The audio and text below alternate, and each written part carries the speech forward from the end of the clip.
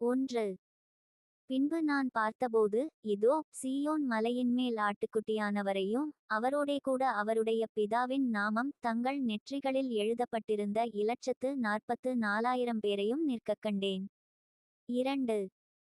அல்லாமலும் பெருவெள்ள இரைச்சல் போலவும் பலத்த இடிமுழக்கம் போலவும் ஒரு சத்தம் வானத்திலிருந்து உண்டாகக் கேட்டேன். நான் கேட்ட சத்தம் சுரமண்டலக்காரர் தங்கள் சுரமண்டலங்களை வாசிக்கிற ஓசையைப் போலிருந்தது.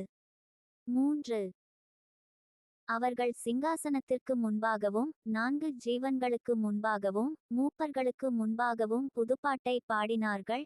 அந்த பாட்டு பூமியிலிருந்து மீட்டுக்கொள்ளப்பட்ட 144,000 பேரேயல்லாமல் வேறொருவரும் கற்றுக்கொள்ளக்கூடாதிருந்தது. 4. ஸ்திரீகளால் தங்களை கரைப்படுத்தாதவர்கள் இவர்களே, கற்புள்ளவர்கள் இவர்களே, ஆட்டுக்குட்டியானவர் எங்கே போனாலும் அவரை பின்பற்றுகிறவர்கள் இவர்களே, இவர்கள் மனுஷரிலிருந்து தேவனுக்கும் ஆட்டுக்குட்டியானவருக்கும் முதற்பலனாக மீட்டுக்கொள்ளப்பட்டவர்கள். 5. இவர்களுடைய வாயிலே கபடம் காணப்படவில்லை, இவர்கள் தேவனுடைய சிங்காசனத்திற்கு முன்பாக மாசில்லாதவர்களாயிருக்கிறார்கள். 6. பின்பு வேறொரு தூதன் வானத்தின் மத்தியிலே பறக்கக் கண்டேன். அவன் பூமியில் வாசம்பண்ணுகிற சகல ஜாதிகளுக்கும் கோத்திரத்தாருக்கும் பாஷைக்காரருக்கும் ஜனக்கூட்டத்தாருக்கும் அறிவிக்கத்தக்கதாக நித்திய சுவிசேஷத்தை உடையவனாயிருந்து. 7. மிகுந்த சத்தமிட்டு தேவனுக்கு பயந்து அவரை மகிமைப்படுத்துங்கள், அவர் நியாயத்தீர்ப்பு கொடுக்கும் வேளை வந்தது. வானத்தையும் பூமியையும் சமுத்திரத்தையும் நீரூற்றுகளையும் உண்டாக்கினவரையே தொழுது கொள்ளுங்கள் என்று கூறினான். 8. வேறொரு தூதன் பின் சென்று, பாபிலோன் மகா நகரம் விழுந்தது. தன் வேசித்தனமாகிய உக்கிரமான மதுவை சகல ஜாதிகளுக்கும் குடிக்க கொடுத்தாளே என்றான். 9. அவர்களுக்கு பின்னே 3ஆம் தூதன் வந்து மிகுந்த சத்தமிட்டு மிருகத்தையும் அதின் சொரூபத்தையும் வணங்கி தன் நெற்றியிலாவது தன் கையிலாவது அதின் முத்திரையை தரித்து கொள்ளுகிறவன் எவனோ. 10.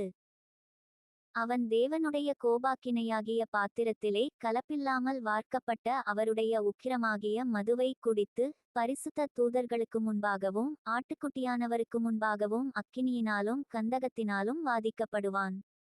11. அவர்களுடைய வாதையின் புகை சதாகாலங்களிலும் எழும்பும். மிருகத்தையும் அதின் சொரூபத்தையும் வணங்குகிறவர்களுக்கும் அதினுடைய நாமத்தின் முத்திரையை தரித்து கொள்ளுகிற எவனுக்கும் இரவும் பகலும் இளைப்பாறுதலிராது. 12. தேவனுடைய கற்பனைகளையும் இயேசுவின் மேலுள்ள விசுவாசத்தையும் காத்துக்கொள்ளுகிறவர்களாகிய பரிசுத்தவான்களுடைய பொறுமை இதிலே விளங்கும் என்று கூறினான். 13. பின்பு பரலோகத்திலிருந்து ஒரு சத்தம் உண்டாக கேட்டேன். அது, கர்த்தருக்குள் மரிக்கிறவர்கள் இதுமுதல் பாக்கியவான்கள் என்றெழுது, அவர்கள் தங்கள் பிரயாசங்களை விட்டொழிந்து இளைப்பாறுவார்கள், அவர்களுடைய கிரியைகள் அவர்களோடே கூடப்போம், ஆவியானவரும் ஆம் என்று திருவுளம் பற்றுகிறார் என்று சொல்லிற்று. 14. பின்பு நான் பார்த்தபோது, இதோ, வெண்மையான மேகத்தையும் அந்த மேகத்தின் மேல் மனுஷகுமாரனுக்கொப்பானவராய் தமது சிரசின் மேல் பொற்கிரீடத்தையும் தமது கையிலே கருக்குள்ள அரிவாளையுமுடைய ஒருவர் உட்கார்ந்திருக்கிறதையும் கண்டேன். 15.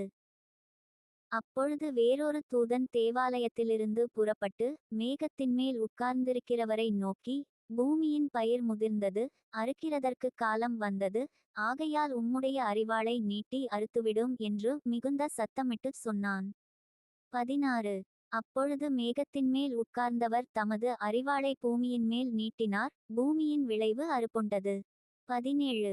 பின்பு வேறொரு தூதனும் கருக்குள்ள அரிவாளை பிடித்துக்கொண்டு பரலோகத்திலுள்ள தேவாலயத்திலிருந்து புறப்பட்டு வந்தான். 18. அக்கினியின்மேல் அதிகாரமுள்ள வேறொரு தூதனும் பலிபீடத்திலிருந்து புறப்பட்டு வந்து கருக்குள்ள அரிவாளை பிடித்திருக்கிறவனை நோக்கி, பூமியின் திராட்சப்பழங்கள் பழுத்திருக்கிறது, கருக்குள்ள உமது அரிவாளை நீட்டி அதின் குலைகளை அறுத்துவிடும் என்று மிகுந்த சத்தத்தோடே சொன்னான். 19.